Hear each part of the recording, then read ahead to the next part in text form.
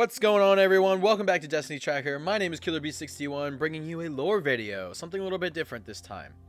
In recent news from a well-known streamer, T-Rex has basically blew my spinfoil hat off of my head. In his latest video on YouTube, he opens an invite from Activision to play Destiny 2. Congrats on the invitation, man. I didn't hear the details of when and where because my brain exploded as I fell down the rabbit hole again as soon as he wrote the quote on the invite. It said, "Welcome to a world without light." Those Guardians not well versed in the lore of Destiny would dismiss this as simply something cool. I, however, did not.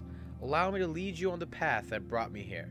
There are plenty of seats on the train to Tinfoil Town. We know from many previous Grimoire that there are a fair few individuals who were touched by the light and now live without it.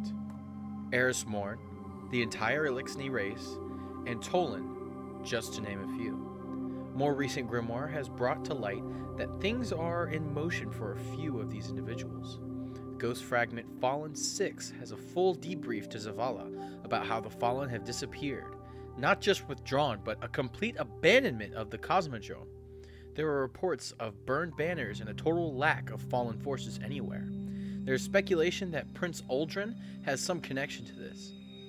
Ghost Fragment The Reef, too, describes how the prince was brought before the Kell of Kings after leading his captors to believe he was beat down and broken. The following is what happened after. So he bent his head low and listened to the guttural string of hisses and clicks issuing from the maw of a would-be king in yellow, a broken ruler of a broken house, and the last of his kind. They were more alike than he cared to admit. When the creature's anger had burnt itself out, he raised his head to look at it. He did not need to speak. One Kell rises, and another bends its knee. And the prince felt the little hum of starlight ripple through him, the one that let him know she would be pleased with what he had done. One Kell rises and another bends its knee. That could mean the prince has taken control of the kings. The mention of starlight rippling through him before the old Kell kneels also suggests that he's found some vestige of the queen and is using her power through him. His loyalty to his sister means he would not give up until he found her. This tells us while he might not have found her physical form, he is in contact with her somehow. We know the kings helped organize both attacks on the city.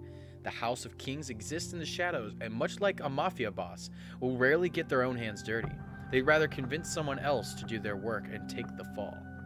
As mentioned in the card for Paskin King Baron, they rule the devils from the shadows and came too close to toppling the city not once, but twice. Now, the Fallen were once called the Eliksni, and we think were one of the races touched by the Traveler. That is why they worship it, and also why they seek it.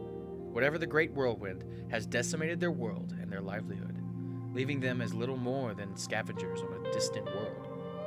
They have learned to live without the touch of light for some time now. They are not the darkness as the Hive are, nor do they see us as an immediate threat like the Cabal. They have been fighting a war of attrition against a race of warriors that cannot die, so something must be done. It's time to coalesce all this evidence into a solid theory. Are you ready? Well, here it comes. Uldren has taken control of the House of Kings. Whether by killing or subverting the Kell, he now has them under his thumb, much like his sister did the House of Wolves. Both the Fallen and that Awoken maintain great power and skill despite not being directly touched by the Traveler. How do they do this, you wonder? We're going to find out. If you recall during the reveal trailer for Destiny 2, there is a red glow about the Traveler.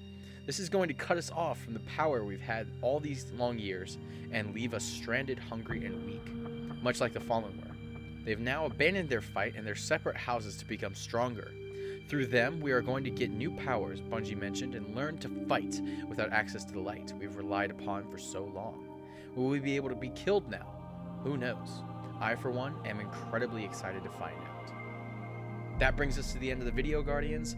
My name has been KillerB61. You can find me on Twitter at Amin_Lamkita or here on YouTube at K&K Media. Subscribe to Destiny Tracker if you haven't already, and hit the little bell icon to make sure you never miss another video again. Like the video to let me know you enjoyed it. Comment on the bottom what you think all this means and I will see you in the next one, Guardian.